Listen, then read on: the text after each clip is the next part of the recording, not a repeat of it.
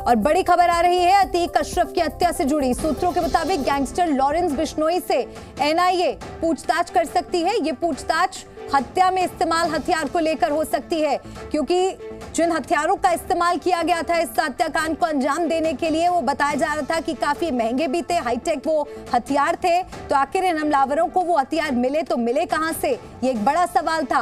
और इसकी जांच को जिस तरह से आगे बढ़ाया गया, अब इसके तार लॉरेंस बिश्नोई गैंग से जुड़ रहे हैं। लॉरेंस से एनआईए पूछताछ कर सकती है इस मामले में कि आखिर पंजाब के रास्ते उत्तर प्रदेश ये हथियार कैसे पहुंचे, कैसे हमलावरों तक ये हथियार पहुंचे।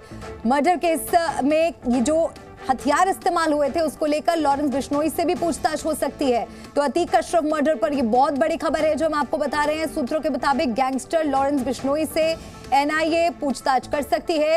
ये पूछताछ हत्या में इस्तेमाल हथियार को लेकर हो सकती है। दो तस्वीर आपको दिखा रहे हैं। अतीक अशरफ मर्डर का लॉरेंस कनेक्शन अब सामने आ रहा है। लॉरेंस बिश्नोई से हो सकती है इस पूरे मामले में पूछताछ। 15 अप्रैल को हुई थी हत्या। लॉरेंस से प्रभावित था शूटर सनी।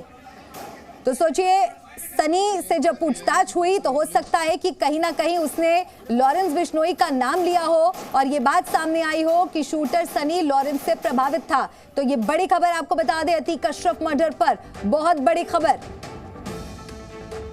संवाददाता प्रमोद शर्मा हमारे साथ जुड़ गए हैं। प्रमोद, जैसे जैसे इस मामले की जांच आगे बढ़ रही है, कई बड़े खुलासे हो रहे हैं। लॉरेंस बिश्नोई से क्या कनेक्शन सामने आ रहा है और पूछताछ से जुड़ा क्या अपडेट? देखिए, बिल्कुल जब से अतीक और अशरफ की हत्या की गई है उसके बाद से ही जांच एजेंसियां जो है वो इस हत्या के पीछे जो लोग हैं या फिर जिसने हत्या कराई हो सकती है उसकी बारे में जानकारी जुटा रही है। और इसमें कई सारे ऐसे गैंगस्टर हैं, कई बड़े ऐसे माफिया हैं जिनको लेकर जांच की जा रही है, क्योंकि जिन सोफिस्टिकेटेड वेपन का इस्तेमाल किया गया है, टर्की मेड ये जिगाना पिस्टल है जो कि 17 राउंड एक बार में फायर कर सकती है। और ये जो है प्रोहिबिटेड वेपन है और ये इन्हीं वेपन का इस्तेमाल सिद्धू मूसेवाला हत्याकांड में भी किया गया था। ये जो भारत में ये वेपन नहीं मिलता है, ये विदेश से जो है तस्करी के जरिए या ड्रोन के ज़रिए मंगवाया जाता है। और चूँकि एनआईए इस मामले में वो जांच कर रही है और जब लॉरेंस बिश्नोई को भटिंडा जेल से लेके आया गया किसी दूसरे मामले में 37 नंबर एफआईआर है जिसमें कि जो खालिस्तानी आतंकी है या फिर ऐसे लोग हैं जो कि भारत से बाहर हैं और वो भारत के अंदर आतंकी साजिशों को रचने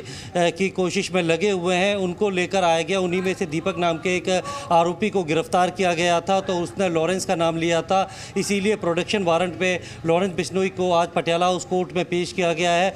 और लॉरेंस बिश्नोई के कनेक्शन की भी जाँच की जाएगी, क्योंकि सुंदर भाटी जो गैंगस्टर है यूपी का, उसका नाम भी सामने आया था।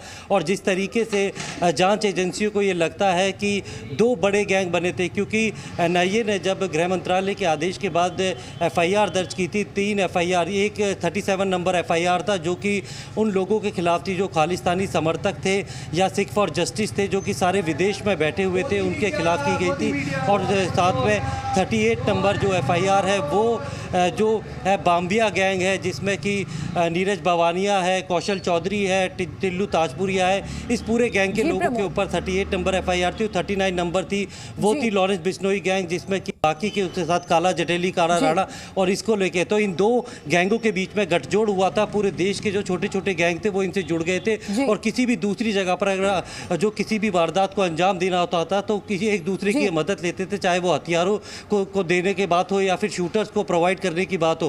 तो उसी सारी चीज़ों को जोड़कर जो है वो लॉरेंस बिश्नोई कनेक्शन की भी जांच जो है वो एनआईए जो है पूछताछ करेगी। हालांकि एनआईए जो है वो अतीक और अशरफ की हत्या की जांच नहीं कर रही है, लेकिन के जरिए कुछ और तथ्य सामने आए। शुक्रिया प्रमोद।